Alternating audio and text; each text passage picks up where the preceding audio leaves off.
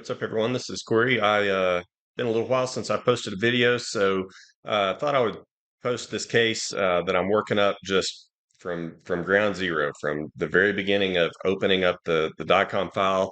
And this is going to be a patient that we're treating at Hope Smiles, so I wanted to give them a quick shout out. So my friend Philip Kemp runs this. It's a large charitable organization, does tons of free dental work for people in need. But we've actually started a clinic in Nashville, which is a low cost clinic to people that don't have as good access to care.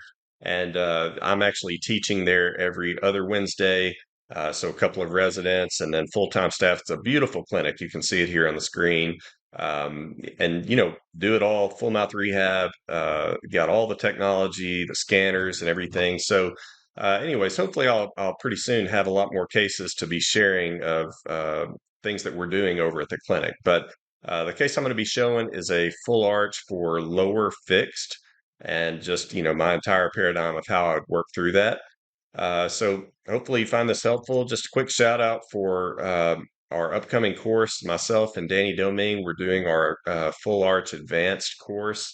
We'll be doing that in January at my farm. So courses out there are always a good time. So if you're interested, go to coryglenn.org and click on upcoming courses. But it's going to be January 31st and February 1st. And we've never gotten anything but great reviews on this course. It's really it's very advanced. So if you're brand new to full arch or brand new to digital, probably not the best place to start. But if you're even vaguely familiar with those things, I think this is a really helpful course for you. I would love to see you there. We got room for about 30 people. And so that this course typically fills up pretty quick. So if you're interested, we usually do this course twice a year. So we'll do once now, but we don't have any further dates set. It'll probably be sometime in the summer. So uh, sign up now while there's availability. And, this is a relatively simple case that I'll be showing today. But during this course, we show simpler cases like this all the way up to incredibly advanced FP1. We do a lot of focus on FP1, stackable guides. I mean, exocad, anything you can think of in the full arch realm, immediate loading protocols, all Danny's surgical wizardry. It's all going to be in that course. That's the one to learn that. So if you're interested, go to coryglenn.org, sign up for it, and hopefully we'll see you there. And now we'll go ahead and jump into the case. All right, I'm starting a new case here for Hope Files. We're going to be doing this case. It's for lower fixed, and so I haven't looked at anything on it. We're just going to jump right into it and see what we need to do. So all I've done so far is open the CT scan. We're going to now import the STL models.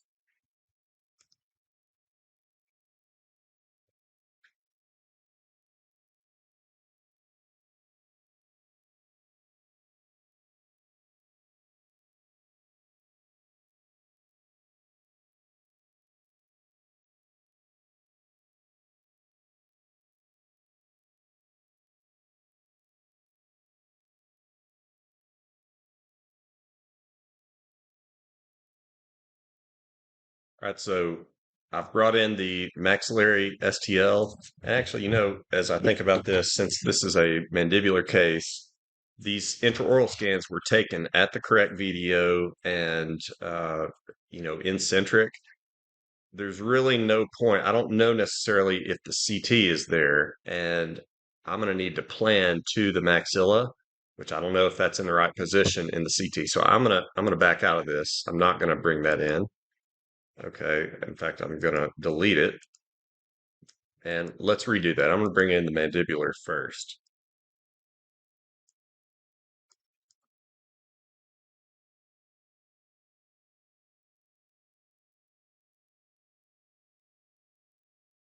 So it's done stitching. Let's evaluate the stitch.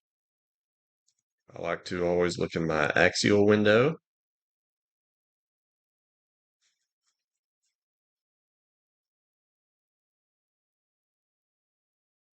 Looks pretty good. Now these teeth are obviously, you know, all over the place. They've got perio, so uh, I would expect things to move around enough that there's going to be some little imperfections, but by and large, that looks really good.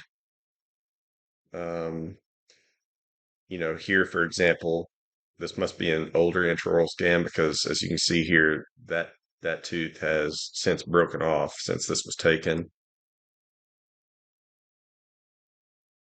Those we can't really evaluate very well because of the scatter from the PFMs. So I want to do my evaluation on teeth that are still intact and preferably that don't have crowns and things on them. And I do see a little bit of a discrepancy right there. Do you notice right here how that green line is just a bit off? So I'm going to just see if I can do a better stitch, manually. Maybe I can, maybe I can't. Again, this is apparently an older intraoral scan. So what I'll do first, if I'm going to do a manual stitch, I'll first see if it's possible to isolate the mandible. I'm guessing no, since there's so much scatter and stuff here. Yeah, so it did not isolate, and the reason for that is because there's too many connection points. You see here, it's connected to the maxilla. So what I might do is just try to cut out some of those connection points.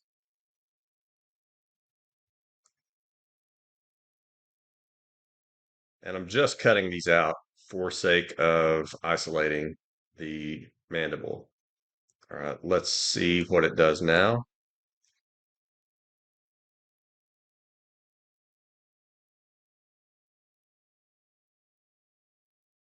That still didn't fully cut that out. And so I'm going to come in and just manually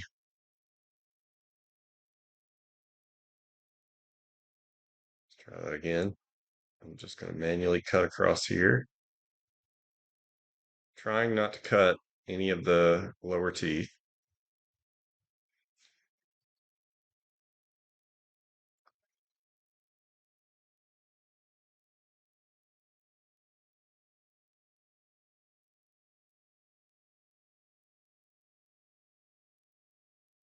Let's take a look.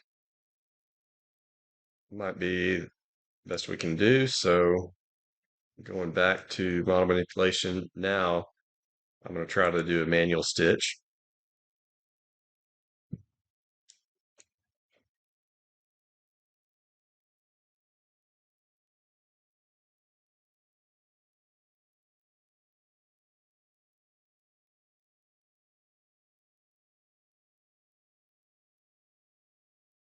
So when you do this old school, the manual way, you're trying to look for very specific, distinct points that are the same on both models. So for example, that point and that point.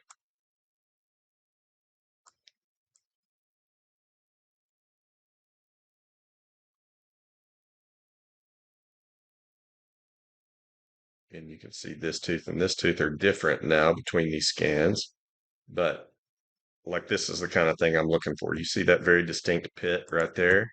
That should correspond to this distinct pit. And we can do the same thing on that tooth. Let's try to get something on the other side.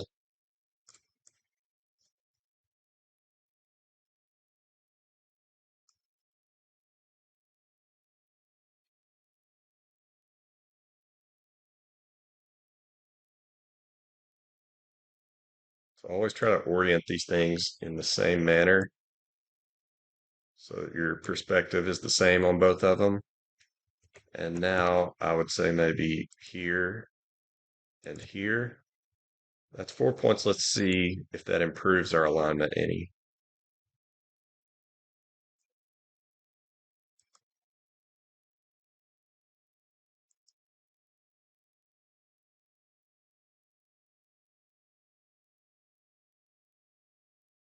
All right, that's definitely an improvement. Okay, going all the way back here. So I expect deviation there because look, this tooth is more or less floating. So that's a mobile tooth. But that tooth, which is still in there pretty solid, it is dead on with the outline. All right. If we go to the anterior, that appears dead on. If we go back to the posterior, that appears almost dead on.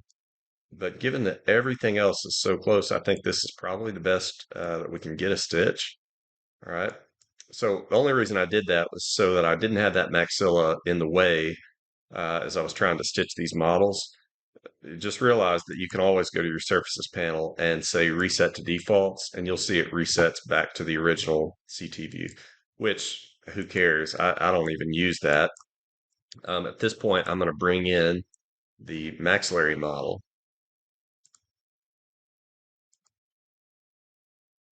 All right, so it's going to be this one.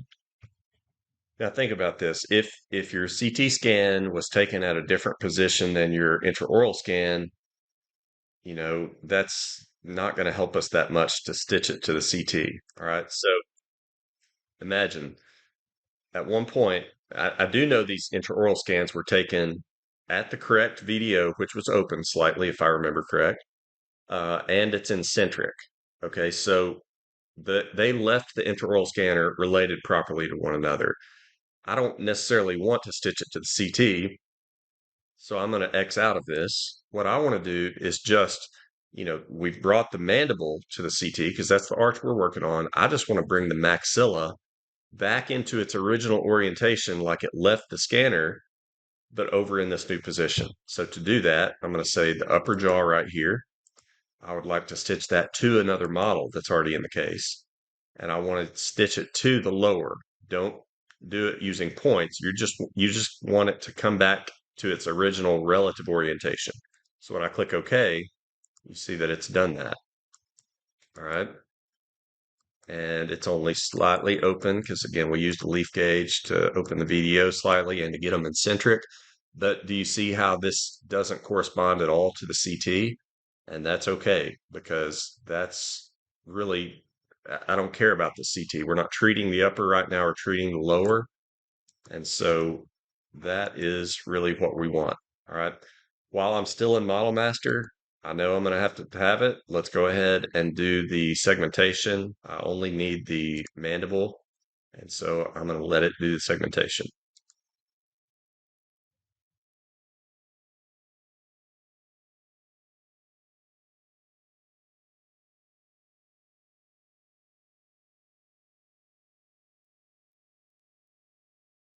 Okay.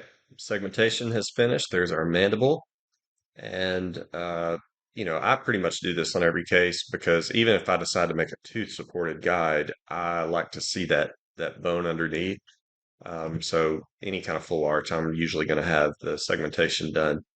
All right, let's jump over to advanced mode here. I want to look at the segmentation, make sure it looks like it's tracking correctly.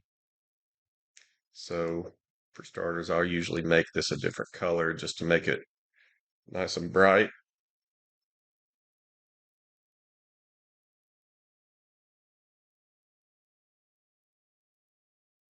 All right, that looks like a good segmentation. I like it. Nerves look like they are tracking correctly. Okay, so that's great. Now, one little trick you can do, obviously you've got all these individual teeth as a different STL model. If I was to hide the intraoral scan, you can see every one of those teeth are a different STL and it kind of makes everything busy up here. So if you don't want that, like what I like to have is just one STL that's all the segmented teeth. All right. So watch this. What you can do is let's turn off the jaw, let's turn off the intraoral scans, and let's hide the nerves. All right. So right now, all that we have visible are the segmented roots. Come up here to File, Export Data, just like you were going to export this. But what you can do is, I had the teeth visible on the screen, so that's what's checked on here. If you hadn't, you could turn off your intraoral scans and jaw and just turn on the teeth. But instead of exporting them, I'm going to just hit Create a Surface. All right. And I want you to look what it's done. I'm just going to now delete all these individual teeth.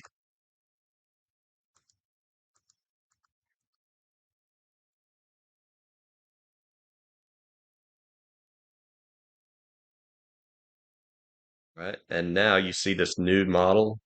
It'll be labeled combined. I'll just relabel this roots. All right, so now I just have a single model that I can toggle on and off, and it's not near as busy up here. All right, so I always try to do this prosthetically driven. All right, so the maxilla is obviously not in the best of shape, and it's going to have treatment later on.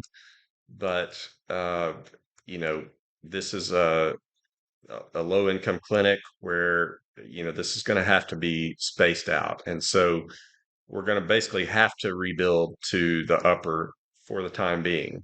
All right, so I need to do a wax up first. I need to know where teeth actually should be, not where these teeth are. Okay. So I could do the wax up in Blue Sky. I can do it in ExoCAD. Let's just do this one in Blue Sky for the heck of it. If I'm going to do a wax up of a full arch, the easiest place to get all the teeth in there quickly is going to be in the denture module. All right. So I'm going to come up here and say add teeth. You can pick whichever library you want. I like this Mitch Hurst Ponic library, which is what's selected. I'll say select all the mandibular teeth, but on any kind of immediate load case, I'm not going to include second molars. So we'll say okay, and then shift, left click, drop that chain of teeth in. And then right away, you're going to have the widget available to move these teeth kind of universally.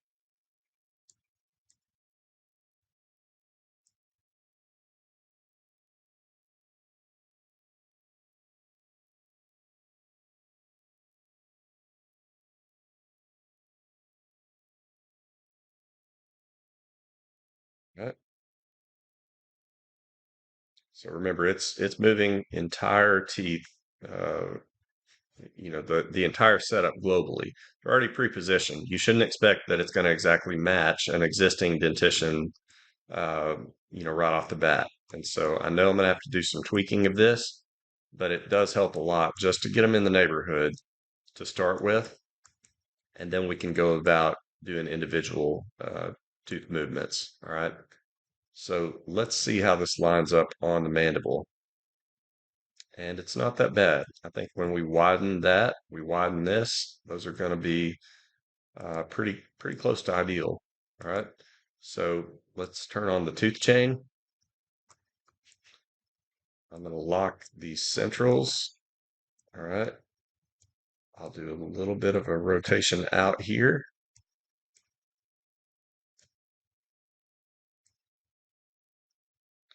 That's got my laterals in approximately the right position. All right. That canine can go out a little bit, and so can that one. So I'll widen it a little bit more. So looking from the top, I'll hold shift, click, and just drag ever so slightly.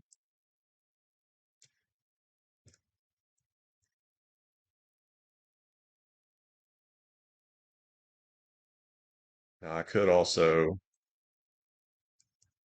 push them up a little bit at this point.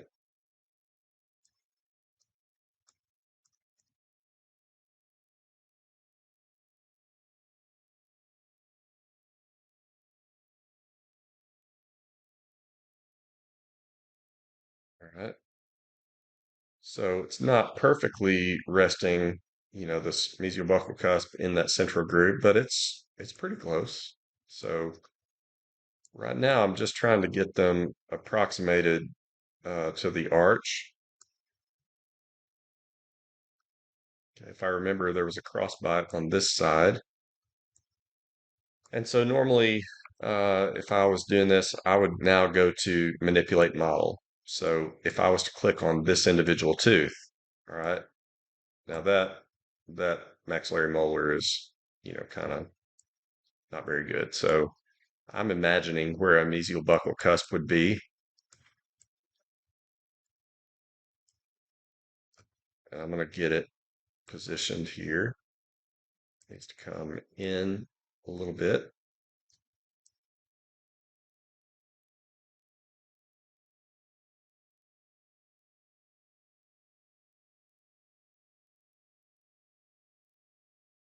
can right click this and turn on the transparency. That can help sometimes.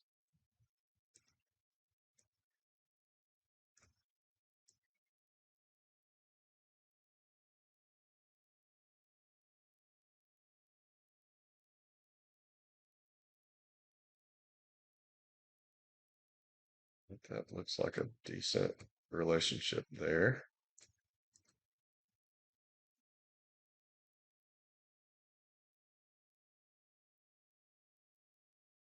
These three teeth are in bad shape. It looks like there's porcelain busted off of those. And so I'm basically having to imagine where those buccal cusps should be. Sure is nice when you can treat the upper arch and the lower arch at the same time, but hard to do that in a charitable treatment situation. All right. Do you see how I'm creating contact right there with the maxillary arch? Right there, you can see it poking through. Ease that off just a bit, but positionally, it looks pretty good.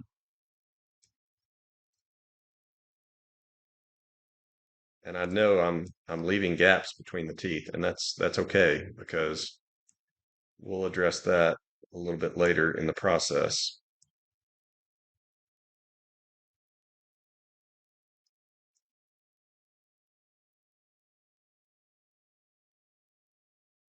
Right,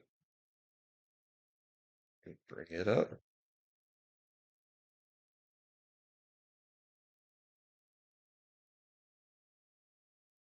Full arches, you don't want to create a lot of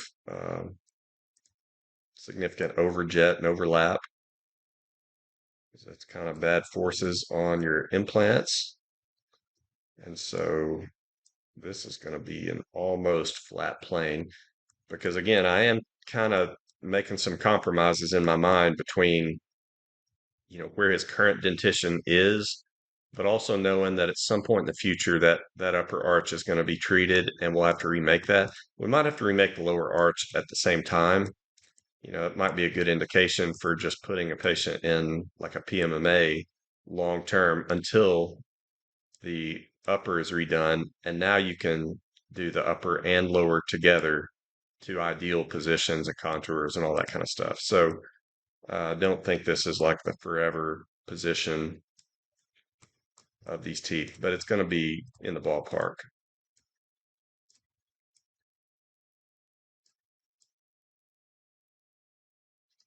So you can see I'm looking central groove of these maxillary teeth.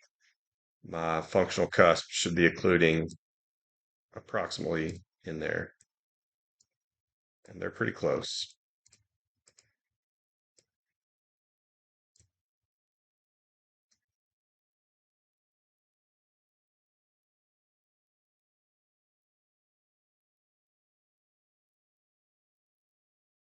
And two, rather than sacrifice the shapes of all these lower teeth to exactly match this upper, I mean, that upper is not in great condition. I would have zero problem, making most of the adjustments on the maxillary teeth to get this equilibrated in.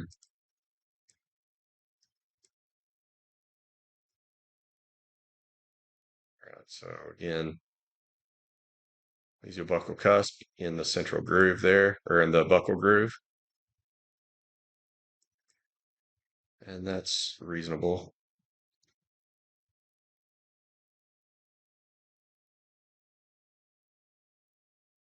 Okay, so I have my general positions of my teeth at this point, and at this point, I could address the little gaps that I've created by just simply coming in and stretching the teeth. So I do try to do it symmetrically. Let's bring that into one another. I don't even know yet if I'm going to do this as FP1, FP2, FP3. Right now, I'm only doing tooth setups. Okay, so I don't mind a little bit of overlap. And in fact, I kind of want a little bit of overlap there because if it does end up being FP1, I need some thicker connectors between those teeth. So anywhere there's a gap, I try to close it by stretching each tooth a little bit. So I'm not closing that gap with all one tooth or the other. It's a little bit of each.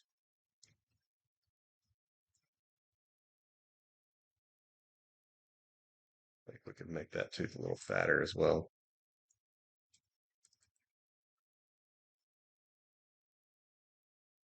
All right, you'll run into this sometimes where my widget where I need to grab is a bit hidden. Just make that tooth transparent briefly.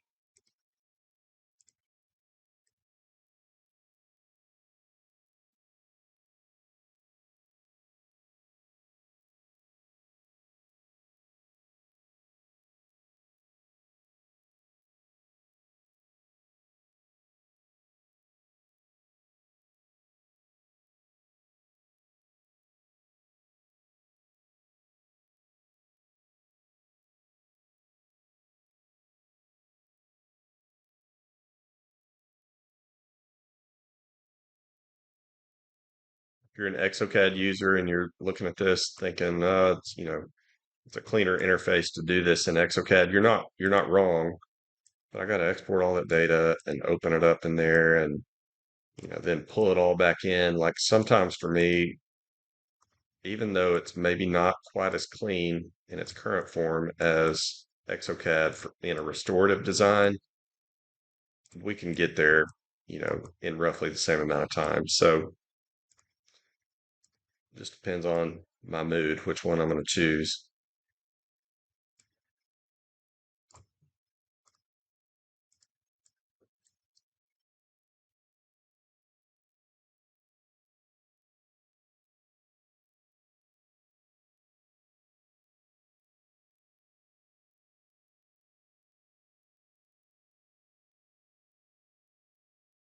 So I think we're really close, except for dialing in the occlusion. Let's look at that upper arch again. So that's his current dentition. And you can see, I mean, I am definitely not in exactly the same positions as these teeth. So my planning, I needed to be off the ideal teeth, not his current teeth. All right. We've got just a little bit of contact on all of those. That's decent. And then I'll just individually adjust cusps and things like that. Or if I don't want to sacrifice too much of the shape of my wax up teeth, I'll, just make a note that we're going to adjust the opposings where needed. All right, so let's suppose you did want to make little individual changes in the the tooth positions, right? You don't really have the tools in here in the denture module to do that because again, dentures, you're usually the way this is designed, it's for you know upper and lower dentures. You don't have as fine of control in the denture module over individual teeth, but that's okay because we can jump between modules. If I go to crown and bridge, now I do have that. So if I clicked this tooth and selected it, let's just grab this local geometry tool and you'll kind of see what I mean. All right. If I hold shift, you can see my spot size. I'm going to pull this tooth down a little bit. I like this tool because it's going to preserve the anatomy. It's just pulling the entire shape down a little bit. All right. So you can see I didn't damage the shape of that tooth all that much in doing that.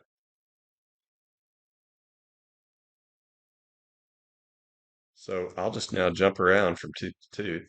I'll select that tooth and I'll pull this spot down into occlusion.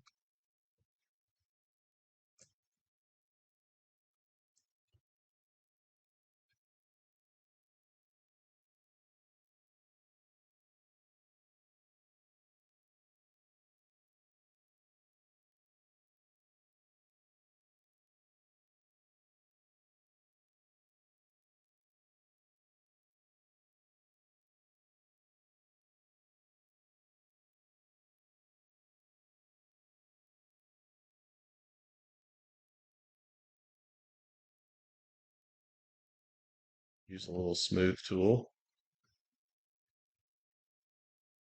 Just smooth it into occlusion. That's another option. It's probably anywhere I've got these little pinpoint contacts is probably what I would do.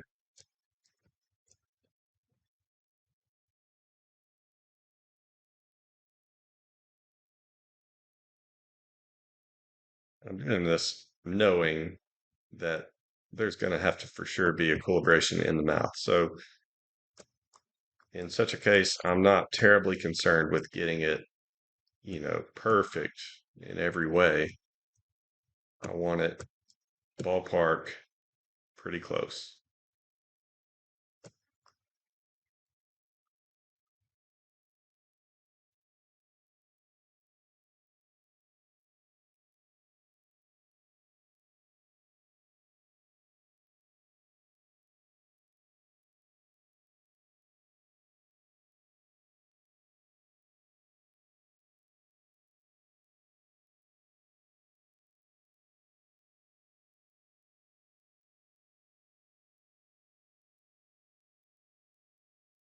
Okay, I think that's good enough. That's our wax up. Now, one final thing I will do is I do want to make sure that I like tooth positions relative to the mandible. Let's say you did this and these lower incisors were way off the ridge, like those are approaching being a little farther out than I would like. And now you have to start making decisions. Okay, do we pull those teeth back? Do we change the inclinations of them, right? Do we rotate them more forward? Curious to look at the maxilla again. Posteriors are mostly centered on the ridge, but those anteriors I do think maybe out a little bit farther than what is ideal. So what I'm going to do is just pull all of those back a little bit, get them a bit more centered on the ridge, which might require me to contract them a little bit.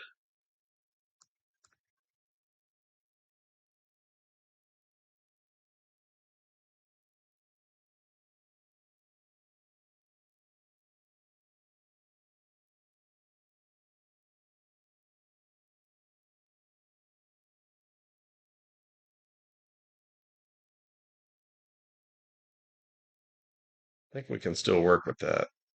All right.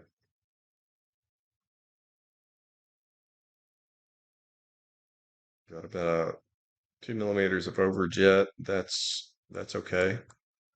All right, so let's roll with this. So that's our wax up. Go back to advanced mode, and now we can start thinking about implant positions. All right. So I'll just, for starters, start trying to throw in a few implants and, see what we come up with. So if we were to do Biomax 4.3 by, you know, let's start with an 11, given that these are going to be in extraction sockets. So I'll usually put on a custom abutment. Let's drop one in the canine site and just take a look at that. So again, position of his current tooth versus position of my wax up tooth. I would probably try to get this riding that lingual socket wall.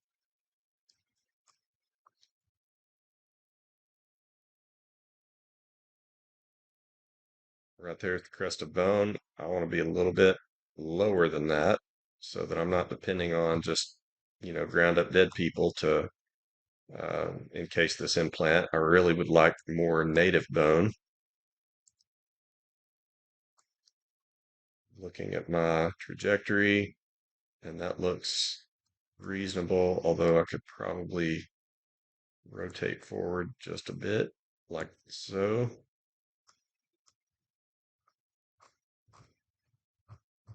So what I want to see is that I am still mostly within the socket, and that looks pretty good.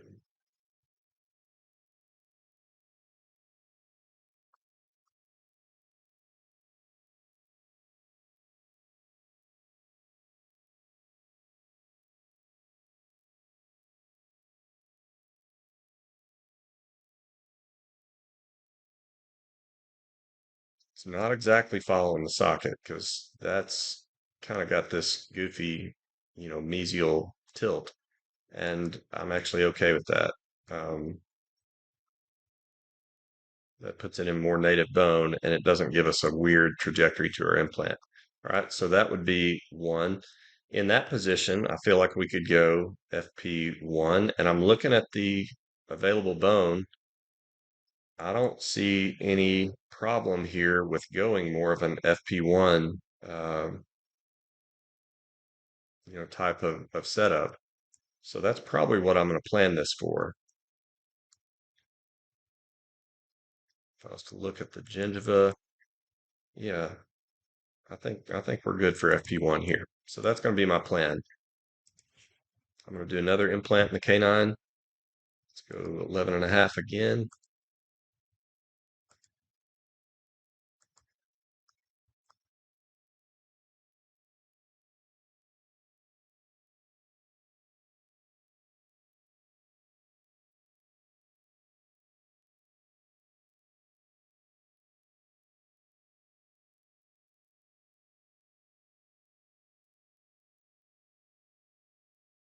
Bone.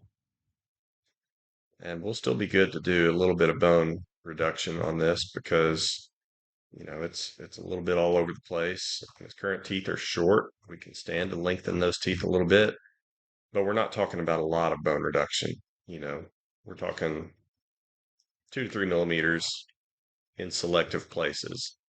And I doubt that we'll even need a guide to kind of guide that. It's just going to be, place the implants to the correct depth and then manually eyeball the bone reduction.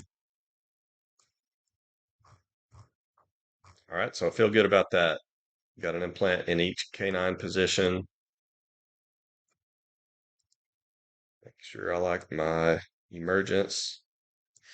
And I'm also thinking symmetry with the mandible. I don't want their depths to be significantly off from one another. So maybe I bring that down just a hair. And you can imagine, stick a 3 millimeter multi on this, and that's going to put the platform about right here. Reduce the bone that would be above that. I think that should work out really well. All right. So I'll probably try to get one in first molar site now. Let's go with a 5 by 11, see if that would work.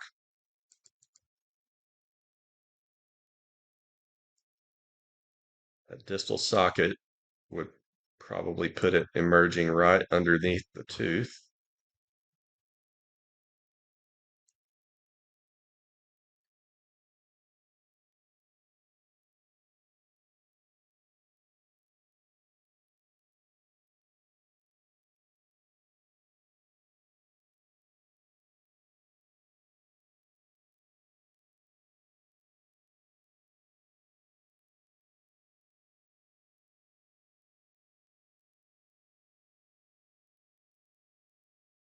And we still got a good amount of room down to the nerve. Might go just a bit deeper just to grab some more native bone. You can see from this direction, it's going to capture, or it's going to grab onto the mesial and the distal bone. We'll have a small gap at the crest up here, but not much. That's going to be mostly in native bone, so not a ton of grafting around that. Okay, so I like that.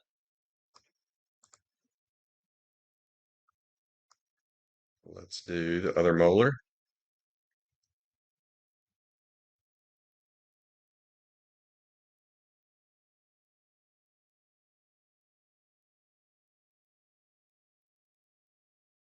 Looking, okay, good. That's not an infected site. Now I'm getting a little warning. What's that about? Okay, drill kit. I don't really listen to that very often, so we'll ignore that.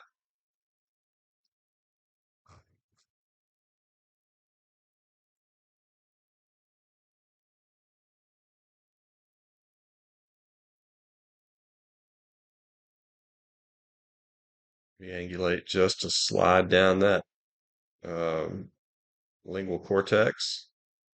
Have a bit of a gap here,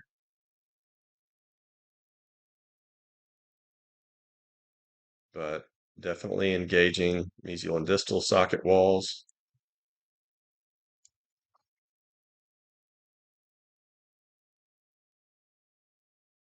Clear of the nerve. So that looks good. Now, if you felt good about it, just 4 implants here, we could stop with that. Those are great positions. And I think the plan on this individual is to not immediate load, just place these, let them heal. So that would change my approach on this. If the plan is to place these implants and let them heal, then my goal would be to get these implants, a good 3 millimeter subcrestal as you see them here, graft around them, do no bone reduction at the time of surgery, because chances are he's going to wear a denture in the interim. And a first time denture where they're going to lose a little bit of bone, a couple millimeters even, in that first few months of wear, let's say the first 6 months. And so I've learned from experience, it's a bad idea to just go ahead and chop the bone down to the implant levels, and then they still lose some bone, and now your implants are a little bit out of the bone. You don't want that. So if this were going to get two-staged, my plan would be no bone reduction, because I know some of that's going to happen over the healing period of 3 or 4 months, whatever it's going to be. And if we were going to let this heal, then I think these 4 implants would be, perfectly sufficient. Um, if we wanted to, just for good measure, just to get more implants into the case, we could consider placing a couple of more. Now, where would we place them? I like that site because it's already native bone that is healed. Be curious to see what an implant would look like there if we can add one without, getting things too close to one another. So let's go 4/3/11,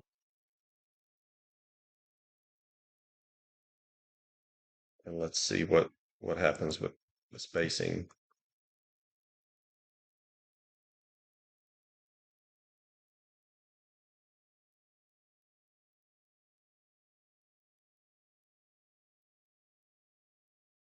Trying to keep my 1.5 to 2 millimeters of bone all around the implant. So let's see now. Can we get these spaced a little bit better?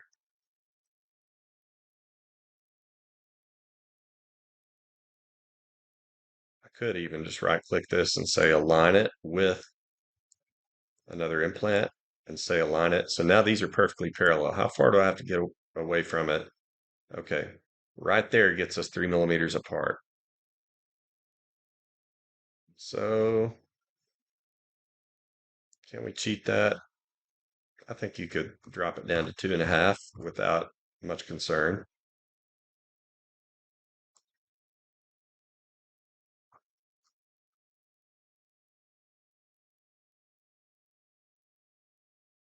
But I don't love that infection right there.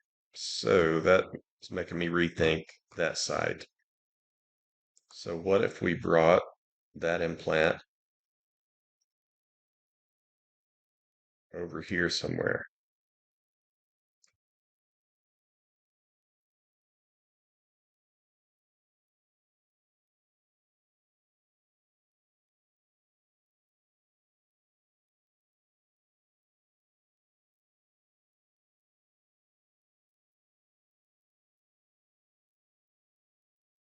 All right, that tooth is about to come out of the bone due to perio. So if we position this implant right here,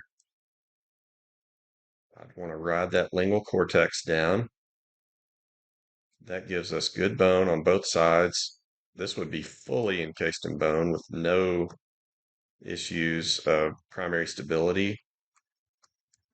Okay, so I like that. That's a good potential site.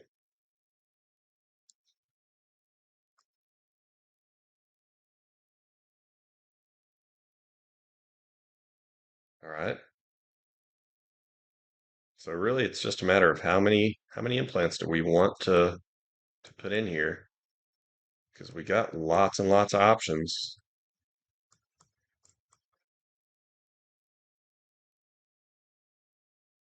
There would certainly be nothing wrong with maybe sticking one in these distal sockets of the second molars, or maybe the mesial socket there. Well, that's a third molar. So yeah, right here. But most of these implant rehabs, we're going to restore to first molar occlusion unless there's like pterygoid implants on the maxilla, and then maybe you'd want to build in second molars. But most people, first molar occlusion is perfectly acceptable, and you're riding that line between adding so many implants that it raises cost um, versus what function they would gain. I mean, most of your function comes from first molar and forward. So I think this is perfectly fine. There would be nothing at all wrong with adding more implants. I wouldn't oppose that at all. But I'm just thinking of the patient base, the individual doing this, the finances. I think this is actually a pretty good setup. All right. So I haven't really even thought about guide design at this point. Um, I'm curious to see where these fall.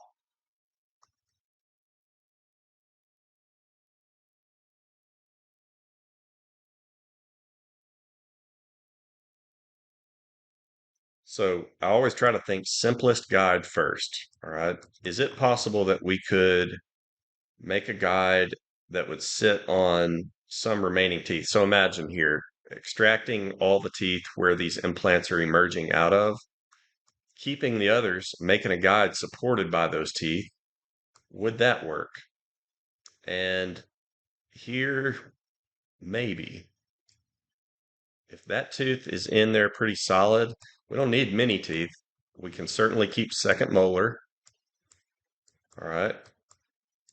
We can keep second and third molar here. We could keep that, maybe, especially if we re-angulated just a little bit more mesially,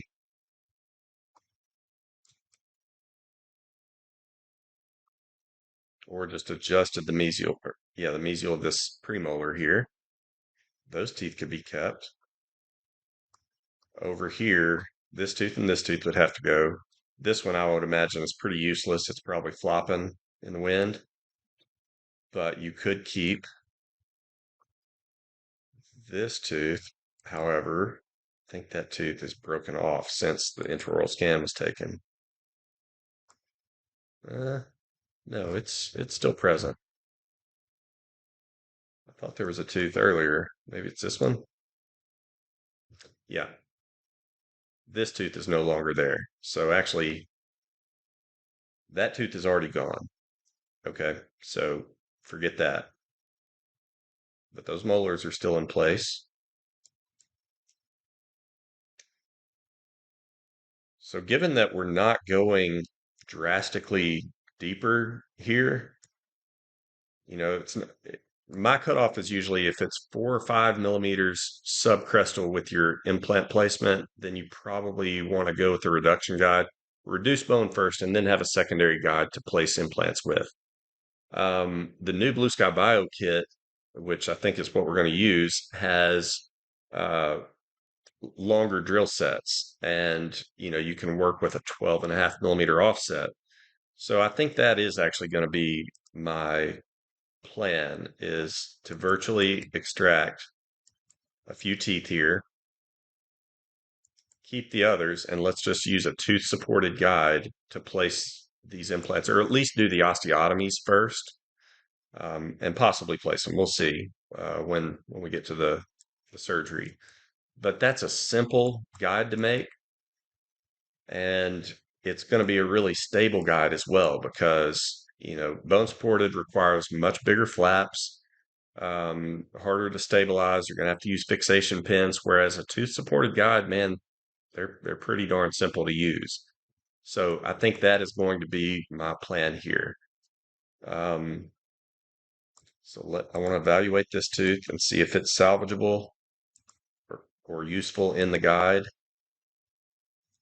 And it's not. You can see that tooth is um, useless. So I'm going to plan on removing that tooth.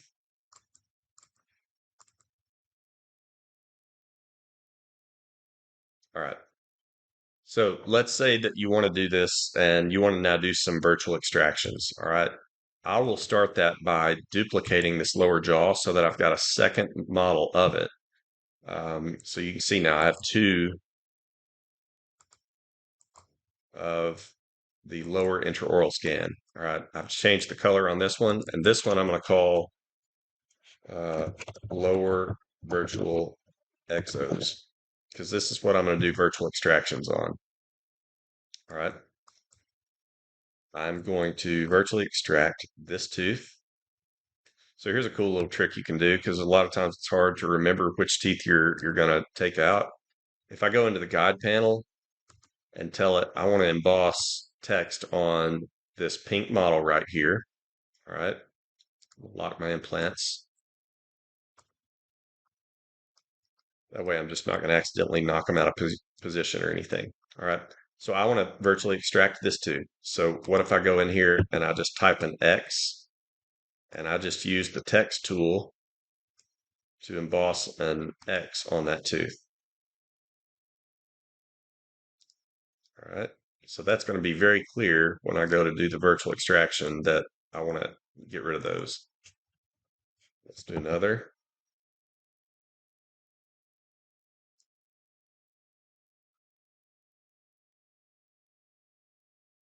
I want to get rid of those two teeth, actually three teeth.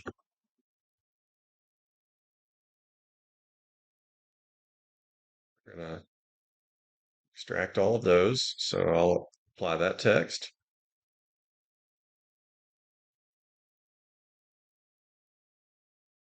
We're going to virtually extract this canine.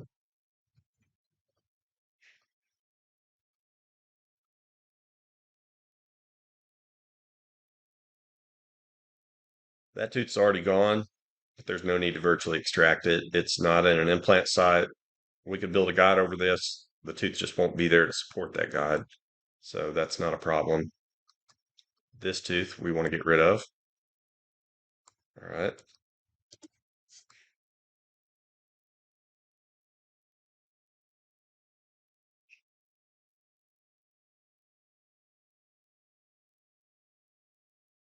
Okay, there we go. So let's now talk about how you could do some virtual extractions. A lot of times I like to do this in Mesh Mixer, but Blue Sky has since added a bunch of features. If you go to Model Master and then go down to Model Edit, you've got now selection brushes. So I could do this here. All right. If I turn on the selection brush and then I hold Shift, you can see I can outline this tooth. When I let go of Shift, it deactivates it.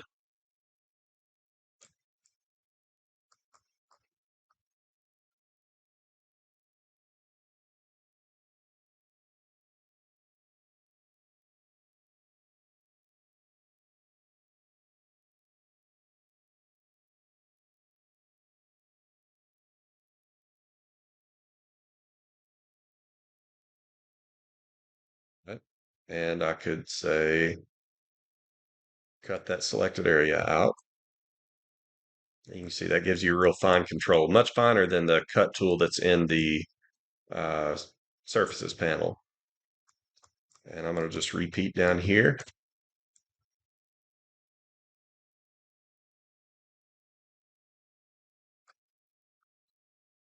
Okay, yeah, we're keeping that too. So actually, Control Z that.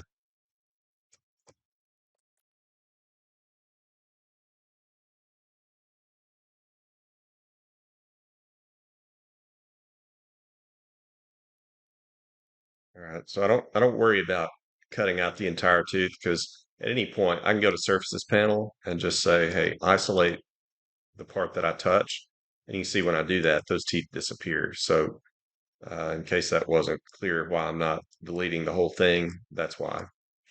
All right, let's go back into model edit and I'm going to just keep on going. I'm going to delete these 3 teeth now. So I'm going to hide the implants. Do I have an implant list panel?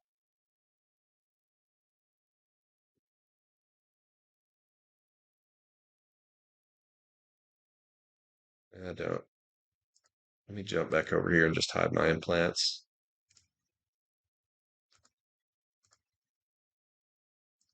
All right, we're going to continue our cutting.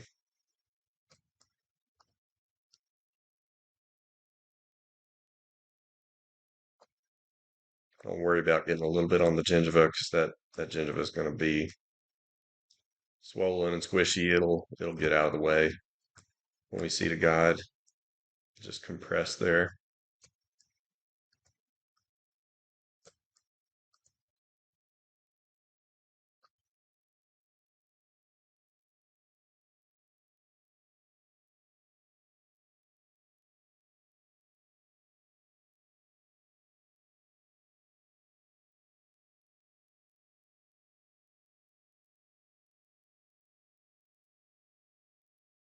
And we got one more tooth to do.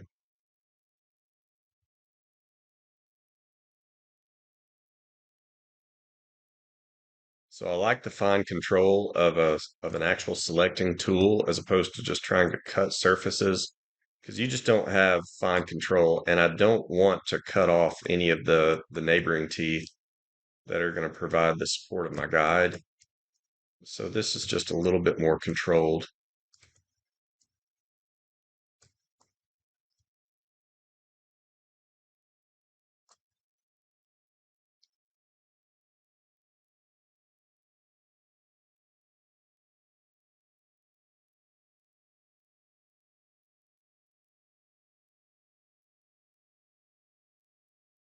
Okay, I'm going to isolate my model again. So those are the teeth that will remain. Again, that one I know is gone, but that's plenty of teeth to support our guide for placing an implant here, here, here, here, and here. All right. Now we've got to close that model up because you've got to have a solid model to build your guide on. And so there's a few ways you can do this. I am going to probably do this in Mesh Mixer, and I think you'll appreciate why because of a couple tools that I've got available to me there. But let me just show you how you could, if you wanted to, you can stay fully within Blue Sky. So let's say select holes manually. All right. If I wanted to select this hole, right? You see it's turned red. I could say close selected holes and it fills that in. All right. I could close this hole and it works great on sites like that. Where it might be a little bit more problematic is let's see if this would cause a problem. Let's see how it closes this one. That's actually not bad. My concern was if all of this is right on the same level, it might, warp this and extend this way up here, and then you've got a goofy shape that you've got to go and alter. This is not looking bad, so I'm gonna just keep trying this until I don't like one of them, and let's just see what happens. So let's select this hole, close it, and that's pretty good as well. You see it didn't cave that in or blow it up, excessively. I think maybe we can just do all this within Blue Sky. Select that hole, close it. I could have also just said close all holes, but honestly, I didn't anticipate this would work. Okay, this is it.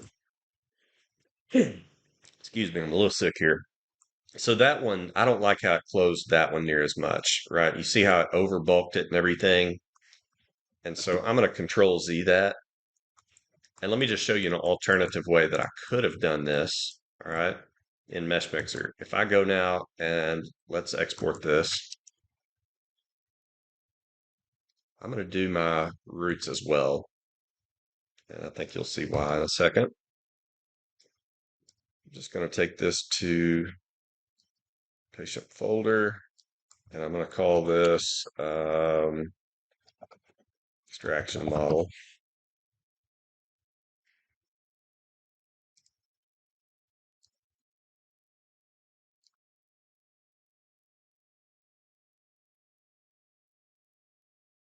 So let's open that.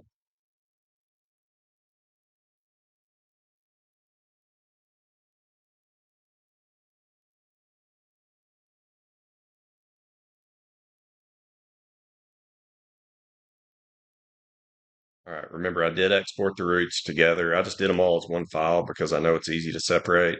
If I just click somewhere on the intraoral, oops, sorry.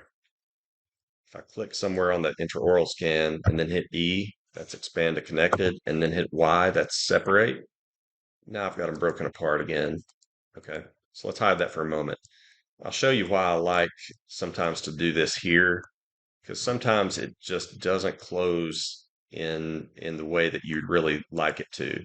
So an easy solution for that is, what if I selected right there and I selected right here, Control B, or under Edit, Bridge, see Control B here. All right.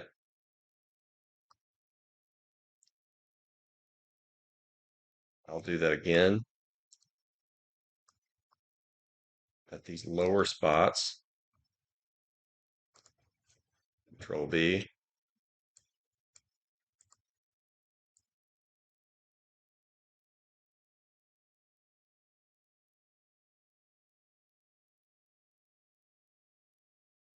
Let's smooth those out a little bit. Again, this is a make-believe model. This doesn't exist, but I want it to be a rough approximation of what will exist once we extract those teeth. So now if you were to fill these in, it's going to do it a little more realistically. All right. I could select this hole, hit F, which is erase and fill, but this is a feature I really like that's available in Mesh Mixer and not in Blue Sky Plan. And I always get the question, well, why don't you add it to Blue Sky Plan? You know, we could, but man, it's already such a big program and it's intimidating to newer users.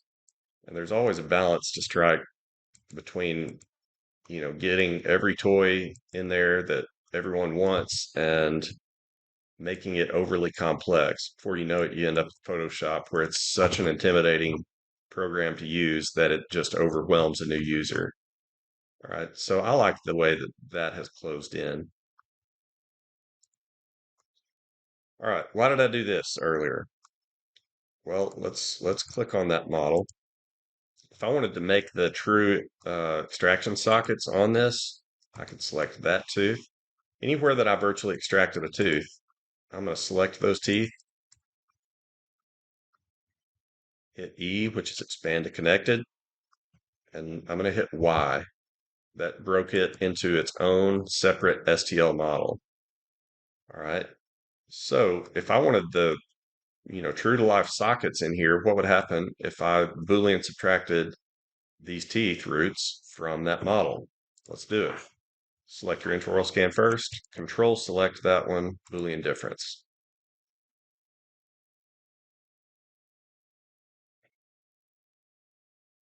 By the way, you can do these Boolean functions in Blue Sky Plan too. They're kind of hidden away in the Crown and Bridge module.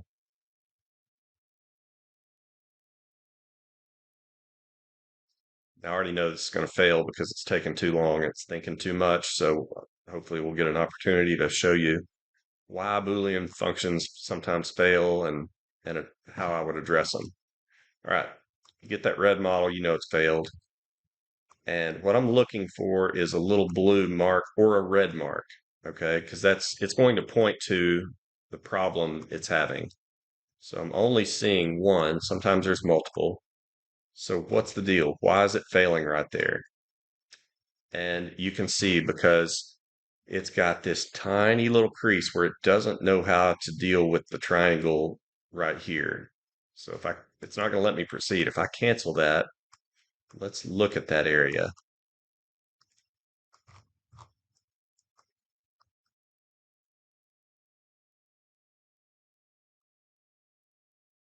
And right here, I believe, is the culprit. I caught a glimpse of it. Well, it disappeared on me. But usually the culprit, when you have something like that, there it is. Okay, now I've got a view on it. If you've got a decent amount of the model sticking through, it's very clear of what to do.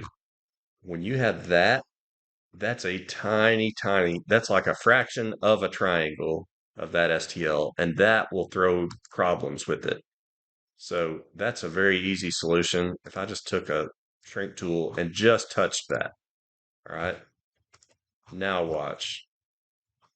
Unless there's another one I missed, then this should work.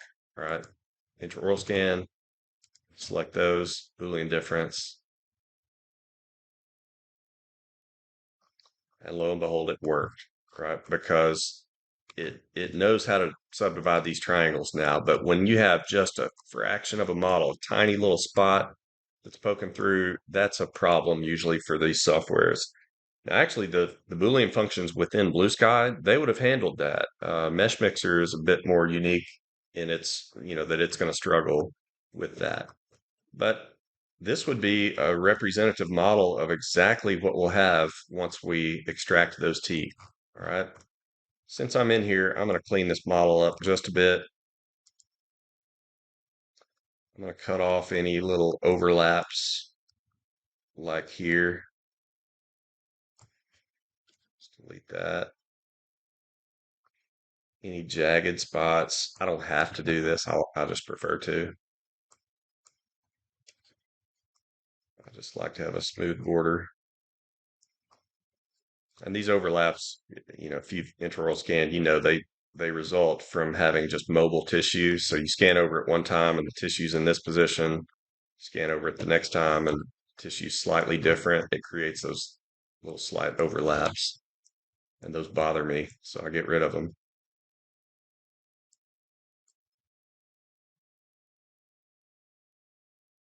All right. Just like the isolate tool in Blue Sky, we can do something comparable in Mesh Mixer. See, I've got all these floating bits. What if I just select one spot on this model and then hit E? E is expand to connected. You see the hotkey there. E. So it obviously did not select all the floating bits. So I don't want to delete what's selected. I want to invert and select everything else and delete it. So here's invert, or I could just hit I. And now all of those are selected and I delete them. And now they're gone. They're out of my way. I don't have to worry about those. I don't like the little areas where it's vertical like that either. Okay. If you wanted to, you could select the whole boundary, smooth it by hitting B, smooth boundary. So this is my modified model. I'm going to export this and save it back into that same file folder. And I can just rewrite over this extraction model.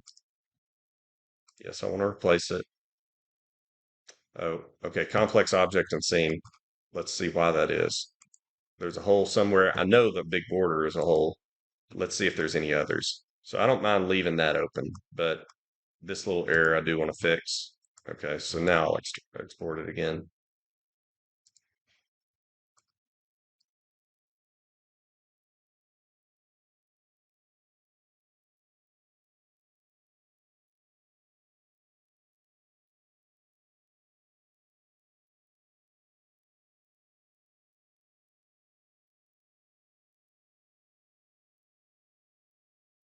Okay, so we're back over here in Blue Sky. So with those modifications I made, I could get rid of this model and just re-import that new one. I'm going to just drag it in. I pushed export. I need to import.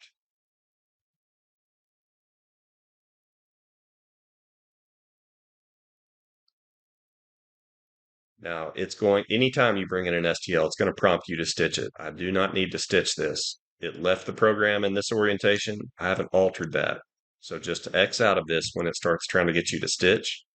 And now you can see I've got that new model. I don't have any need of the pink one that I started with, so I'll just delete it. So there we have it. All right. So this could be now the model that I make my surgical guide on. So let's go to advanced mode. We're ready to make a surgical guide. Now you might have chosen to not create these anatomic sockets because if you know how this guide software works, it's going to build down into sockets until it hits STL, and that's not necessarily desirable. I I prefer to do it, and then I'll either just digitally cut out where it extends down into sockets, or just take a handpiece to them and get rid of them that way. Um, but I like how this gets me a more accurate model at the gingival area. That's the only reason I'm doing it there. Okay. So let's now design a guide. Turn my implants on. I need to select my kit. And yes, this is the Blue Sky Bio fully guided kit, but I'm going to do this without sleeves. So you could either, choose this and then manually change them. All right. In my implant list, I could now select one of these. So I've unlocked them all. 5.15 is, for my printers, the ideal offset to use. I'm sorry, is the ideal guide hole diameter to use. Height, I tend to just really overdo it. I'll make it like 6 because whenever it runs into the model, it's going to basically cut it off. So anything that you see impinging below here gets cut off. Um, the standard offset is 8.5. All right. Giving me a warning. I know I'm deviating. Now, will this work? And the answer is not ideally. These tubes are buried too much underneath the tissue. All right. So how could I compensate for this? All right, this is a good learning experience. The guided drills go up to a 16 millimeter length. All right, so we can raise our offset, and offset just means vertically moving the tube up here. All right, so my longest drill is a 16. For this guided kit is designed to work with an 8.5 offset. Well, that's not going to work. These tubes are buried up too much. I can manually change the offset, but for every millimeter I raise my guide tube, I'm effectively shortening the drill from its stated length. All right, so these need to come up quite a bit. So these are 11.5 millimeter implants. If I was to go to a 13 drill, that's my next drill available. All right, 13 minus 11.5 is 1.5. So if I added 1.5 to this, that would be 10 millimeter offset. Okay. And that got it up. What if I hit apply to all? All right. That certainly helped. Definitely helped. All right. But it's still not quite there. What's my next drill? Well, after the 13, it jumps to a 16. So now if I was to raise it an additional 3 millimeters, right now we're for the 13 drill. All right. If I was to go up an additional 3 millimeters, then I could go with the 16 millimeter drills, and it's still only going to put the apex of the drill right there. So what if I raise this to 13 and applied it to all of them? Now that's something we can work with. All right, those guide tubes are up and out enough that they're going to still fully guide my drills very easily. that I have to make a note in my head and in my drill report and whatever else that we're going to do. Hey, these are 11.5 millimeter implants that I've raised the sleeves. So to get to depth, I'll have to use the 16 millimeter length drill as my final drill. All right. So just as way of reminder, 11.5 millimeter implants. We would typically use an 8.5 offset for all of those drills. So if I wanted to jump up and use the 16 millimeter drills, that is, what's 16 minus 11.5? That's 4.5 millimeter additional offset. All right. If this confuses you, just do this. All right. Look at one of your implants in cross section. All right. We want to finish with the 16 millimeter drill. So what we would like to do is have the tip of our 16 millimeter drill bottom out right there.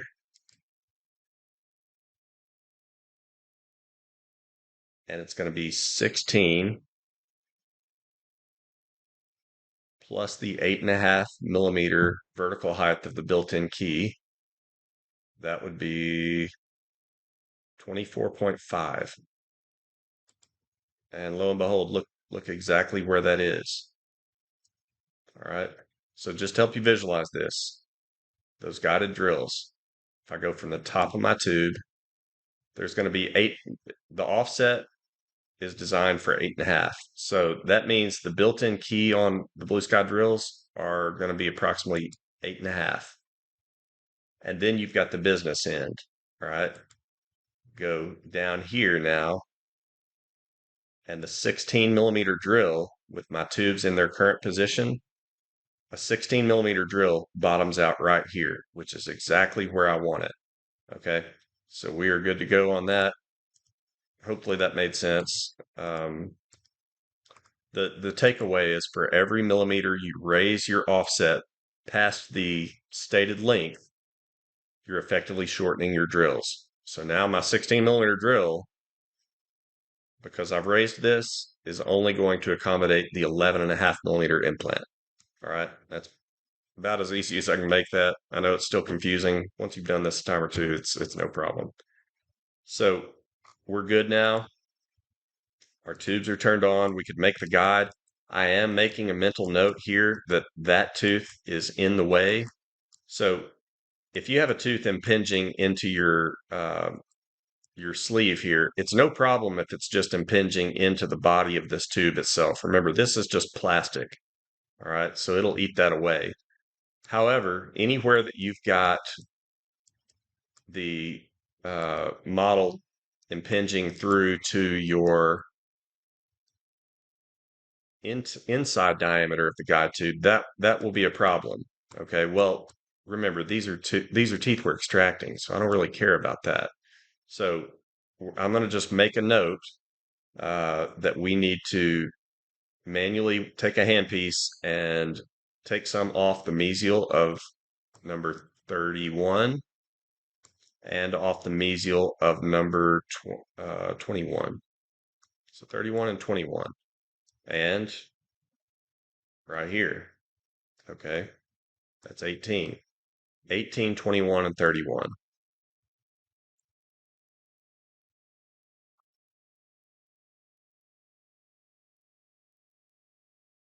Now I'm debating in my mind, do I want to go ahead and adjust that out now? Or should I just make the guide and, roll with it?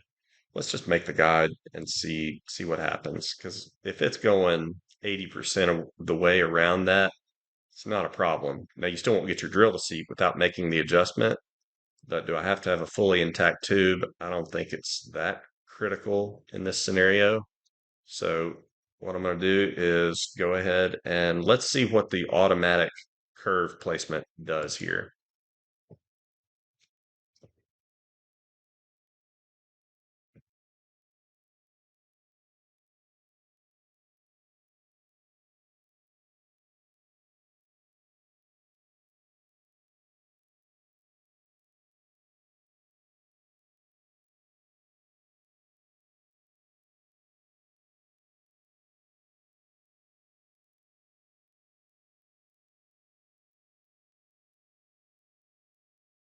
All right, so it's automatically proposed a curve, and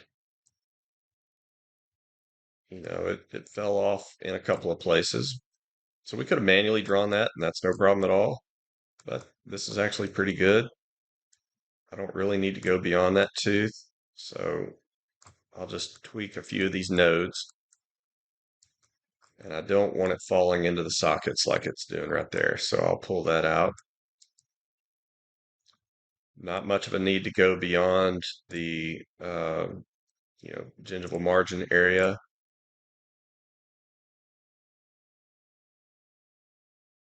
Now, do I need some additional windows? We could create some. I also know that due to the brush diameter, what the brush diameter does is it's going to clear out a 15 millimeter perimeter hole around each of your guide tubes. And usually that means by default, you end up with a little small window for verifying your seating right on either side of your implants. With 5 implants, I don't really know that we need to add any additional windows, but just for the heck of it, let's add one right here.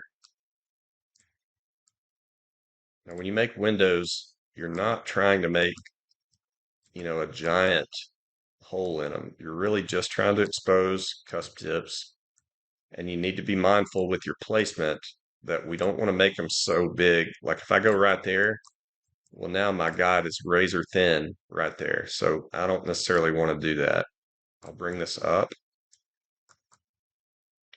A lot of times I'll just make it on the buckle like you see here. This buckle's where I'm going to be able to see easiest, or the surgeon who's doing the case. And that'll preserve the strength of the guide.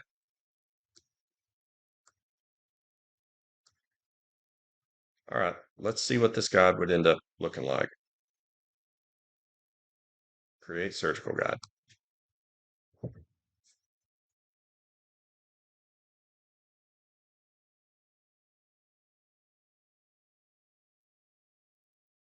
All right, there's our guide. So you see our window. Now, because we've raised the tubes up so much, we didn't get huge windows, but we've got enough. I'd probably take a handpiece and maybe expose a little bit of that cusp, a little bit of this one, maybe even a little spot right here. You can do that just as easy with a handpiece. So this is going to be the guide for this case. All right. So just as a review, here's how this case will go down.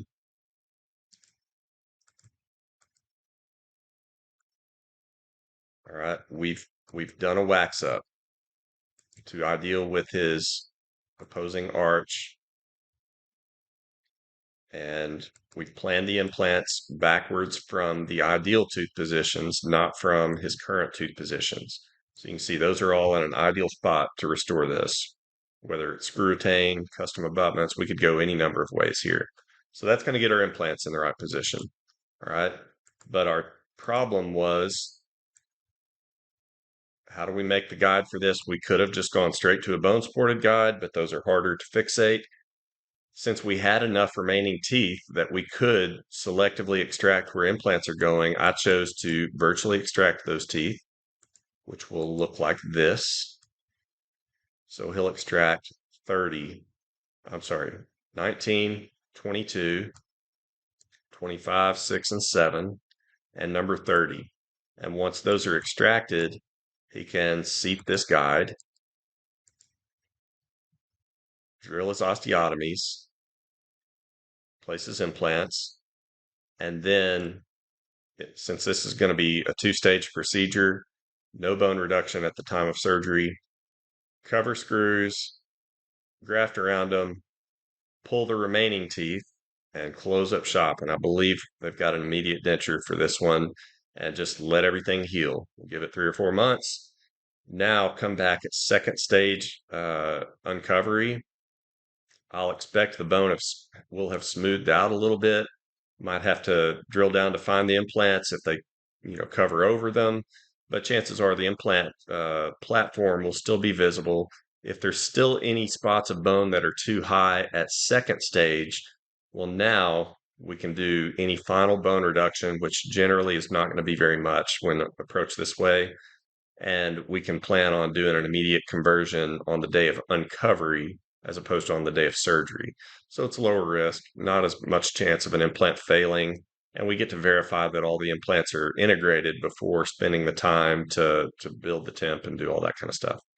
So that's the final design on this case. I am going to do a quick drill report and make myself some notes on this. So I'm going to make a PDF and I'm going to make my notes. All right. What are the things that I needed to remember? Um, Case is designed to use 16 millimeter length final drill in all sites. Also, teeth 19, 22, 25, 26, 27, and 30 must be extracted.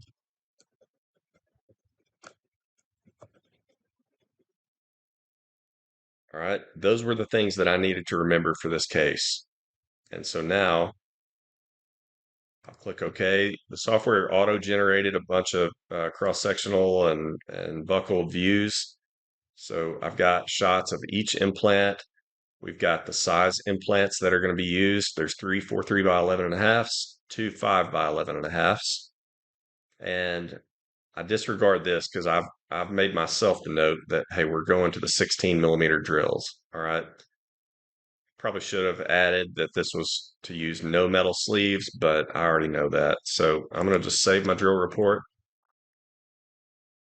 All right. And always, always save your case. That's it. So I'll print this guide out.